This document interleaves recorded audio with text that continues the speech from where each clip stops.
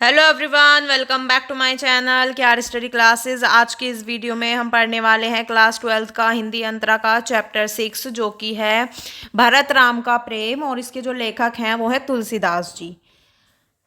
चलिए शुरू करते हैं। सबसे पहले तुलसीदास जी का जो जन्म है वो बांदा जिले के राजापुर गांव में हुआ था। और कुछ विद्वानों का मानना है कि उनका जो जन्म स्थान है वो सोरो एटा है। और इनके जन्म स्थान को लेकर जो विद्वान हैं उनके बीच में मतभेद भी है। और तुलसीदास जी का जो बचपन है वो घोर कष्ट में बीता। बालपन में ही उनके माता पिता से वो बिछो हो गए थे। भिक्षाटन द्वारा उन्होंने अपना जीवन यापन किया। और कहा जाता है कि जो गुरु नर हरिदास की कृपा से उन्हें राम भक्ति का मार्ग मिला। रत्नावली से उनका विवाह होना और उनकी बातों से प्रभावित होकर तुलसीदास का गृह त्याग करने की कथा जो है वो बहुत ज़्यादा प्रसिद्ध है, लेकिन इसका कोई पर्याप्त प्रमाण नहीं मिलता। पारिवारिक जीवन से विरक्त होने के बाद वे काशी, चित्रकूट, अयोध्या आदि तीर्थों में भ्रमण करते रहे। सन 1574 में अयोध्या में उन्होंने रामचरितमानस की रचना प्रारंभ की और जिसका कुछ अंश उन्होंने काशी में भी लिखा। बाद में वे काशी में रहने लगे और वहीं पर उनका निधन हुआ था। तुलसीदास लोक मंगल की साधना के कवि हैं। उन्हें समन्वय का कवि भी कहा जाता है। तुलसीदास का भाव जगत धार्मिक, सांस्कृतिक और सामाजिक दृष्टि से बहुत व्यापक है। मानव प्रकृति और जीवन जगत संबंधी गहरी अंतर्दृष्टि और व्यापक जीवन अनुभव के कारण ही वे रामचरितमानस में लोक जीवन के विभिन्न पक्षों का उद्घाटन कर सके। मानस में उनके हृदय की विशालता, भाव प्रसार की शक्ति और मर्मस्पर्शी स्थलों की पहचान की क्षमता पूरे उत्कर्ष के साथ व्यक्त हुई है। तुलसी को मानस में जिन प्रसंगों की अभिव्यक्ति का अवसर नहीं मिला उनको उन्होंने कवितावली, गीतावली आदि में व्यक्त किया है। विनय पत्रिका में विनय और आत्मनिवेदन के पद हैं। और इस प्रकार तुलसी के काव्य में विश्वबोध और आत्मबोध का अद्वितीय समन्वय हुआ है। तुलसीदास की रचनाओं में भाव, विचार, काव्य रूप, छंद विवेचन और भाषा की विविधता मिलती है। रामचरितमानस हिंदी का सर्वश्रेष्ठ महाकाव्य माना जाता है। और इसकी रचना जो है वो मुख्यतः दोहा और चौपाई छंद में हुई है। इसकी भाषा जो है वो अवधी है। गीतावली, कृष्ण गीतावली तथा विनय पत्रिका पद शैली की रचनाएं हैं। तो दोहावली स्फुट दोहों का संकलन। कवितावली कविता और सवैया छंद में रचित उत्कृष्ट रचना है। ब्रज और अवधि दोनों ही भाषाओं पर तुलसी का असाधारण अधिकार था। तुलसीकृत 12 कृतियां प्रामाणिक मानी जाती हैं, परंतु रामचरितमानस, कवितावली, गीतावली और विनय पत्रिका ही इनकी ख्याति के आधार हैं। यहाँ पर जो हमें चैप्टर दिया गया है वो चौपाई और दोहों को रामचरितमानस के अयोध्या कांड से लिया गया है। और इन छंदों में राम वन आगमन के पश्चात भरत की जो मनोदशा है उसका वर्णन किया गया है। भरत जो है वो भावुक हृदय से बताते हैं कि राम का उनके प्रति अत्यधिक प्रेम भाव है। बचपन से ही भरत के साथ वो खेले, उनको हमेशा वो सहयोग करते थे और इस प्रकार उन्होंने बताया है। दूसरा जो अंश है हमारा वो गीतावली के 2 पद हैं, वहाँ उनसे लिया गया है। और जिसमें कि प्रथम पद में जो राम है वो वन आगमन के बाद जो माता कौशल्या के हृदय की विरह वेदना का वर्णन किया गया है। वे राम की वस्तुओं को देखकर उनका स्मरण करती हैं, बहुत दुखी हो जाती हैं। ठीक है। दूसरे पद में जो माँ कौशल्या है वो राम के वियोग में दुखी अश्वों को देखकर राम से एक बार पुनः अयोध्यापुरी आने का निवेदन करती हुई दिखाई देती हैं। अब यहाँ पे अब हम आते हैं चैप्टर पर, भरत राम का प्रेम। यहाँ पर हमें कुछ पंक्तियाँ दी गई हैं। पुलकी शरीर सभा भय ठाड़े, नीरज नयन ने जल बाड़े, कहब मोर मुनिनाथ निबाहा, एहि ते अधिक कहो मैं काहा, मैं जानू निजनाथ सुभाऊ, अपराधीहु पर कोह न काऊ, मोह पर कृपा स्नेहु बिसेकी, खेलत कुनिस न कुबहु देखी, शिशुपन ते परिहरऊँ ना संगु, कबहु ना किनि मोर मन भंगु, मैं प्रभु कृपा रीति जिय जोही, हरहु केल जिता वही मोही, महु स्नेह सकोच बस सन्मुख कही न बैन, दर्शन तृप्ति न आजू लगी पैम, बियासो नैन। इन पंक्तियों में जो कवि हैं वो कहते हैं कि चित्रकूट में आयोजित सभा में जो राम है वो भरत की प्रशंसा करते हैं। और तो जो मुनि वशिष्ठ हैं वो भरत से भी अपने मन की बात कहने को कहते हैं। यह सुनकर जो भरत हैं वो सभा में पुलकित होकर खड़े हो जाते हैं। उनके कमल के समान जो नयन हैं उनसे प्रेम के आंसुओं की बाढ़ आ जाती है। और उन्होंने कहा, वो कहते हैं कि जो कुछ मुझे कहना था वो मैंने पहले ही मुनिनाथ मतलब वो पहले ही मुनिनाथ ने कह दिया, और इससे अधिक मैं क्या कह सकता हूँ। मैं अपने स्वामी श्री राम का स्वभाव जानता हूँ। ये अपराधी पर भी कभी क्रोध नहीं करते, मुझ पर तो उनकी विशेष कृपा और स्नेह है। मैंने खेल में भी उनको कभी अपनी उनकी बीज नहीं देखी, यानी कि कभी उनकी खीज नहीं देखी, कभी उनका गुस्सा नहीं देखा। बचपन से ही मैंने उनका साथ नहीं छोड़ा और उन्होंने भी मेरे मन को कभी नहीं तोड़ा।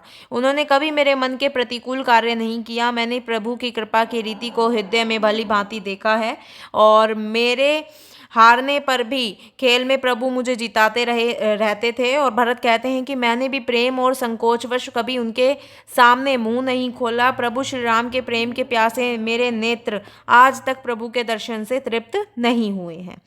नेक्स्ट पर आते हैं। विधि न सकेऊ सही मोर दुलारा, नीच बिचू जन्नी मिसपारा, यहू कहत मोहि आजू न शोभा, अपनी समुधि साधु सुचि को भा, मातु मंदी में साधु सुचाली, उर अस आदत कोटि कुचाली, फरही की कोदव बाली सुसाली, मुक्ता प्रसव की संबुक काली, सपने हूँ दोसक लेहू लेसु ना काहू, मोर अभाग उदिधि अवगाहू, बिनु समूझे निज अघ परिपाकू, जरियु जाए जन्नी कही काकू, हृदय हेरी हारेऊ सब ओरा, एक ही भांति भले ही भल मोरा, गुरु गोसाई साहिब सियु रामू, लागत मोहि निक परिणामु, साधु सभा गुरु प्रभु निकट कहू, सुथल सती भाऊ, प्रेम प्रमपचु की झूठ फुर जानही मुनि रघु राऊ।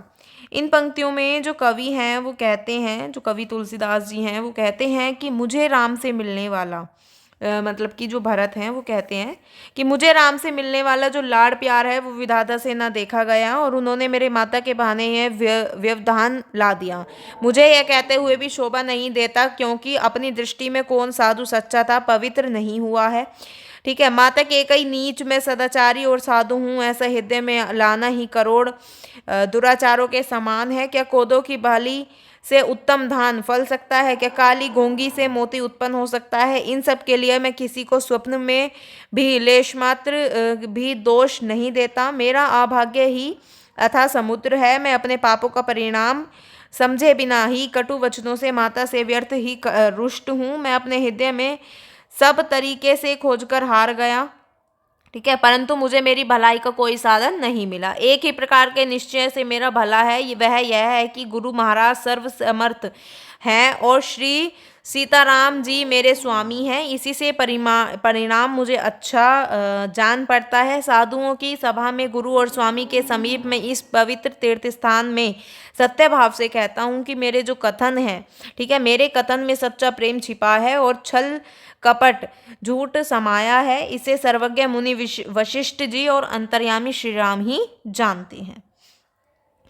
नेक्स्ट पर आते हैं। भूपति मरम प्रेम पनु राखी, जन्नी कुमति जगतु सबु साखी, देखी न जाही बिकल महतारी, जरही दुसह जुर पुर नर नारी, मही सकल अनरत कर मूला, सो सुनी समूझी सहियु सब सूला, सुनी बन गौनु किन्ह रघुनाथा, करी मुनि वेश लखन सिय साथा, बिन पानहीन पया देहि पाए, संकरु साखी रहेउ एहि घाये, बहुरी निहारी निषाद सनेहु, कुलिस कठिन भर भयहु ना बेहु, अब सबु आखिन देखु आई, जियत जीव जड़ सबई सहाई, जिन्हि निरखी मग सापिनी बिछी, तजहि विषम विषु तापस तीछी, तेई रघुनंदनु लखनु सिय अनहित लागे जाही, तासु तने तजी दुसह दुख देव सहावई काही। इन पंक्तियों में जो कवि हैं वो कहते हैं कि जो भरत राम से अयोध्या जब वापस लौटने की प्रार्थना करते हुए कहते हैं, जो भरत हैं वो राम से अयोध्या वापस लौटने की प्रार्थना करते हुए कहते हैं कि प्रेम के प्रण को निभाकर महाराज का मरना और माता की कुबुद्धिता दोनों का संसार साक्षी है। माताएं व्याकुल हैं, उनकी दशा देखी नहीं जाती। अवध के नर और नारी असह्य ताप से जल रहे हैं। मैं ही इन सारे अनर्थों का मूल हूँ। यह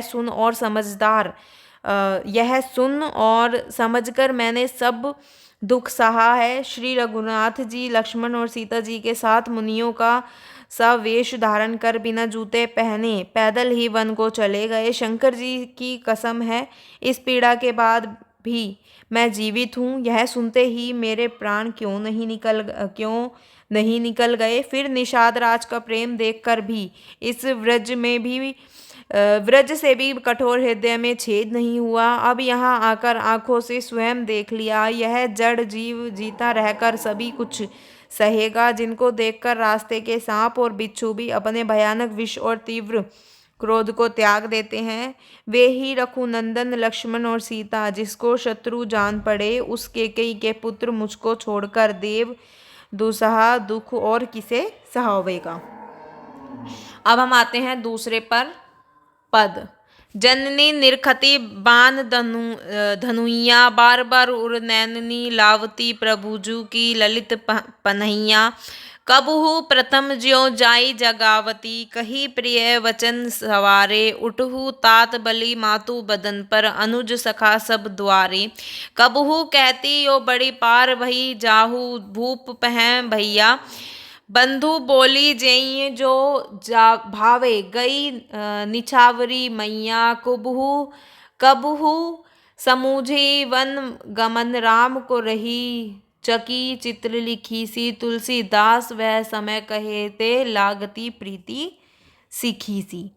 इन पंक्तियों में जो कवि हैं, ठीक है, वो कहते हैं कि जो राम की माता हैं, ठीक है, वो धनुष बाण को देखती हुई कहती हैं, जो राम के जो धनुष बाण हैं उनको देखती हुई कहती हैं कि उन्हें देखकर जो राम है उनके स्नेह की स्मृति अनुभव होने लगती है। और वे राम की जूतियों को कभी आंखों से छूती हैं तो कभी छाती से लगाती हैं। वे कभी सवेरे सवेरे प्रकट रूप में जाकर राम को जगाने का अभिनय करती हैं। हे पुत्र उठो, माँ तेरे रूप पर बलिहारी है, तेरे छोटे भाई और सभी मित्र द्वार पर खड़े हैं।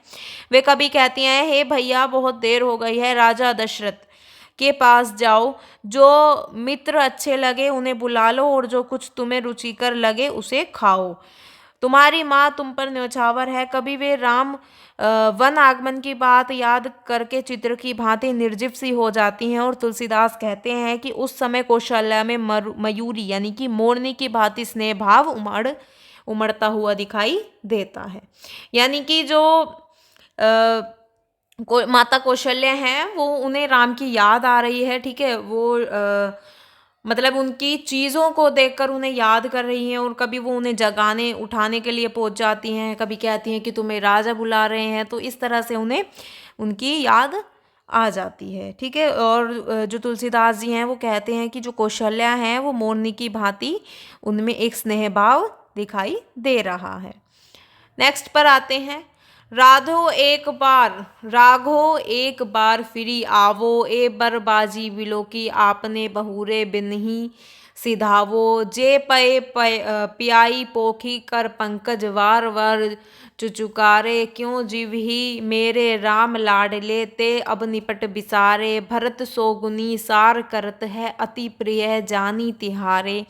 तदपि दिन ही दिन होत झावरे, मनहु कमल हिम मारे। सुनहु पथिक जो राम मिलिही, बन कहियो मातु संदेशो। तुलसी मोही और सब हिनते, इनको बड़ो अंदेशो। इन पंक्तियों में जो कवि हैं वो कहते हैं कि मतलब जो माता कौशल्या हैं वो कहती हैं, हे राम तुम एक बार लौट आओ, तुम अपने इन सुंदर घोड़ों को देखकर फिर वन में लौट जाना। हे मेरे लाडले राम, मेरे जिन हाथों ने पुचकार कर तुम्हें स्नेह से दूध पिलाया था, वे अब कैसे सजीव रहेंगे। तुम तो उन्हें बिल्कुल ही भूल गए हो। इन घोड़ों को तुम्हारे अत्यंत प्रिय समझकर भरत इनकी सोगुना अर्थात तो बहुत ज़्यादा देखभाल करते हैं, फिर भी ये तुषार या पाले के मारे कमल के समान दिन प्रतिदिन काले और कमज़ोर पड़ते जा रहे हैं। हे पथिक सुनो, यदि राम तुम्हें वन में कहीं मिल जाए तो उन्हें मेरा संदेश दे देना। कवि तुलसीदास जी जो हैं वो कहते हैं कि इन काले दुर्बल घोड़ों को देखकर मुझे और दूसरों को आशंका होने लगी है कि कहीं ये घोड़े कमज़ोर होकर मर ना जाएं। और क्योंकि राम जो हैं वो नहीं आ रहे हैं, ठीक है, वो वन से वापस लौटकर नहीं आ रहे हैं।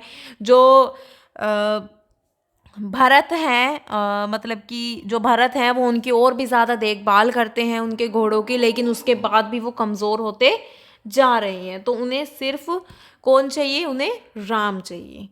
यहाँ पर जो हमारा चैप्टर है वो कंप्लीट होता है। अगर आपको समझ आया हो, वीडियो अच्छी लगी हो तो वीडियो को लाइक कमेंट शेयर ज़रूर करें और मेरे चैनल को सब्सक्राइब करें। Thank you.